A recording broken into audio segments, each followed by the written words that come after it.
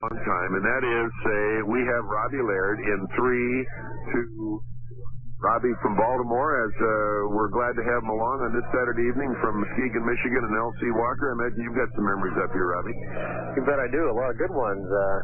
In fact, that was the arena we clinched the Huber Trophy in 2 years in a row. It's some real great wins there. Not too bad, and of course this year we happen to have them on the run pretty good. Always a tough team when you play them here, though, no doubt about that. Yeah, they've always had a solid team, and looks like the same guys are leading them. Dave McKillick and Jock Callender. They've been around forever, and they're great veteran players. Let's hear a little bit about Robbie. Robbie, we know for the first time in your, you might as well say, hockey life, you're presently not specifically involved in either coaching or playing with a hockey team, and it's got to be a bit of a withdrawal for you, especially at this time of the year.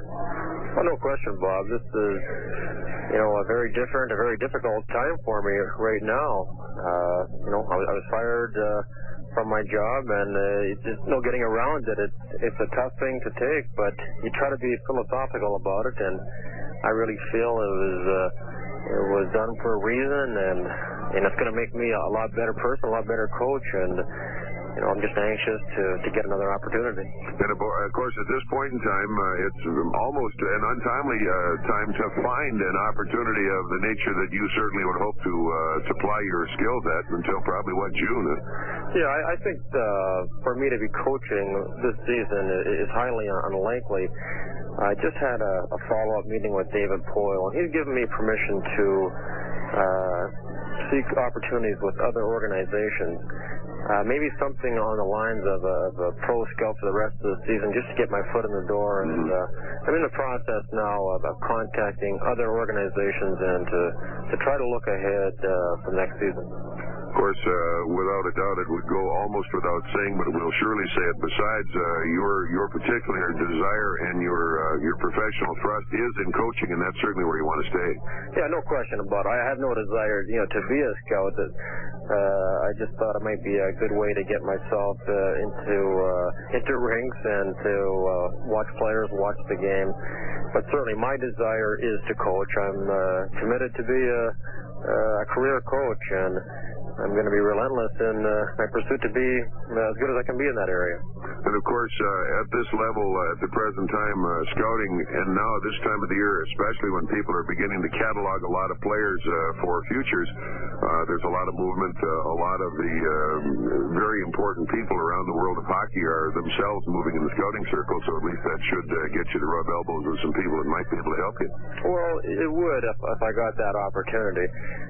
This is a critical time of the year. Everybody wants to see players perform under pressure during the playoffs, and that's what it's all about. So I feel like it really help an organization or two to prepare for maybe the upcoming expansion draft or just to fill a need for their depth. There's a lot of good players in the American Hockey League, International Hockey League that they need to get looked at right now and get a break for next season. And certainly in your situation, honey, you always have been a very great student of the game and the personnel. I think you probably rolled a lot off good old Jack Butt when it comes to cataloging players. You really seem to have a lot of background in it. Well, I've always felt that you need character players to succeed. We had good character players in Fort Wayne when I coached. I know Al is sold on the guys that he has there right now, guys like Colin Chin and Kerry Lusick that add a lot of character to the hockey team, and those players are very valuable to organizations. Maybe they could come up and play a game or two with the NHL team if need be, but they're also very good for development purposes to bring the young guys along. The veteran players help create the attitude on the hockey team, and I think they're a must for every team, and I feel I can identify those types of players. Certainly, because you've kind of played all roles in that area. You came into the Fort Wayne organization when you were a rookie with a lot of veterans to back you, and then, of course, led the team as a veteran and also had a chance to make the transition here to coach your friends who were veterans and bring in some new people, and you had great success here.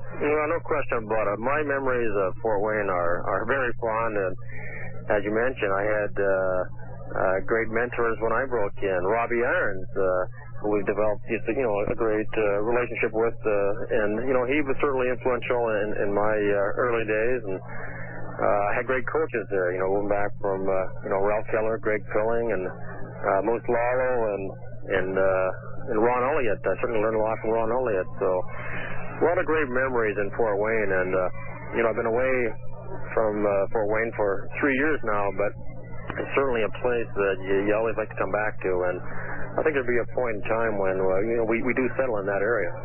You know, it hardly seems 3 years ago, Robbie, through all the areas that you and I traveled and all the games that I was a part of with you when we started in this organization together. But 3 years has gone by terribly fast for me, and certainly it must have for you in many respects, too. Yeah, it's incredible. I really can't believe it. It's been that long, and it's been 3 real learning experience years as far as I'm concerned. It hasn't turned out the way that I had envisioned or hoped for, but I really believe that you learn from your down times, and I've gone through a lot of adversity, and I feel I'm a lot better person, a lot better coach right now than I was when I left Fort Wayne, and I hope the opportunity comes soon where I can get back and start applying my trade. Indeed. In fact, we were talking a moment ago about how fast time flies. People always keep saying, Chaser, you don't seem to get any older. Well, we don't have time to get old. It goes by too fast, I guess, Rob. That's right, Chaser. Yeah, you sound as good as ever, and I catch you guys quite frequently on the radio and just driving around at night, and boy, it brings back great memories, and you and I on the bus and doing our pregame show, and Fort Wayne has always been a super place to play and to coach, but now it's even greater because of the support you're getting. I'm really excited and happy for everybody concerned. Of course, we're speaking here tonight with Robbie Laird, former Komet player, Komet coach, and recently deposed Baltimore skipjack coach, who at the present time is certainly looking to continue his profession of coaching in the ranks of hockey. But Robbie, we understand as well that you're going to be back here in Fort Wayne for the summer, and the good old Robbie Laird's Bears hockey school is going to be going, eh? Yeah, that's something that I really want to hang on to. It's more fun than anything else right now, and it helps me, keep my ties in Fort Wayne. It gives the family an opportunity to come back and visit family and friends. So we're going to be back probably once our daughter is finished school here in June, and probably spend at least a couple months in Fort Wayne, if it's not longer. And the hockey school will start in the month of August, as it usually does. So away we go with that, and of course, meanwhile, a lot of big things are going to be happening. I understand you had a house guest last week, huh?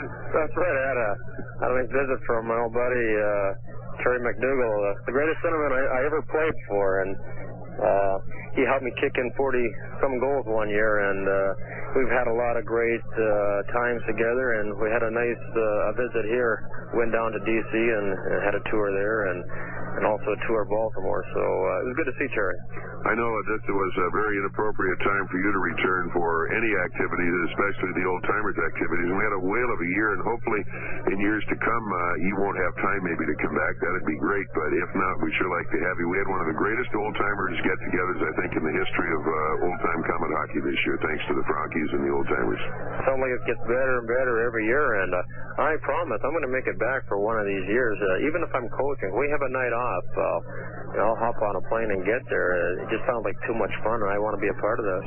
Rob, you sound as though you've got things under control, and we know it's been a tough time for you because of your dedication to hockey and your dedication to the organizations you've worked with. And I think in the long run, that's going to stand you very well because you've always been reliable. You've had great credibility, and you've had great loyalty and extreme dedication to the game. And anybody like that can't go and stay away from the game very long. There are places for you, and somebody's going to want you.